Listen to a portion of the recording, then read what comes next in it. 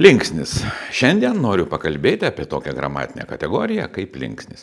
Linksnis yra vardažodžio gramatinė kategorija skiriama pagal žodžių santykių raišką pačių žodžių kaitomomis formomis.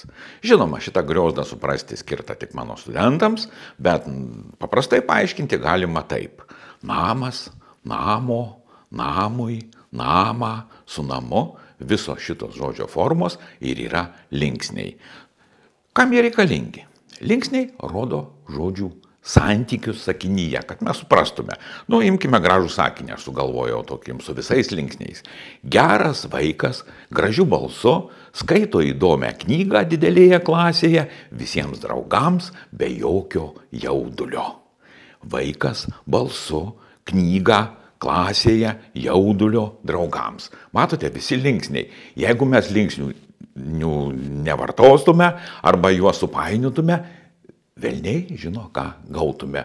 Tarkime, gera knyga skaito gerą klasę gerame vaike.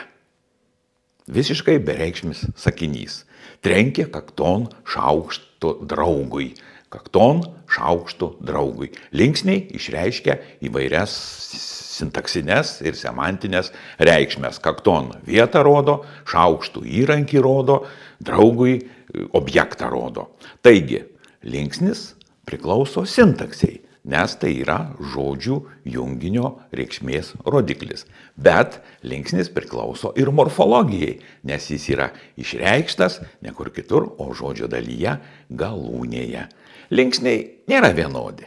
Vieni linksniai tikrai reiškia sintaksinius ir semantinius santykius, todėl jie yra objektiniai, subjektiniai, vietos, laiko, ir taip toliau. Kiti linksniai susiję su būdvardžiu ir būdvardiškais žodžiais dažniausiai yra atributiniai. Tai yra, jie nieko nereiškia, tik derinasi su daiktavardžiais.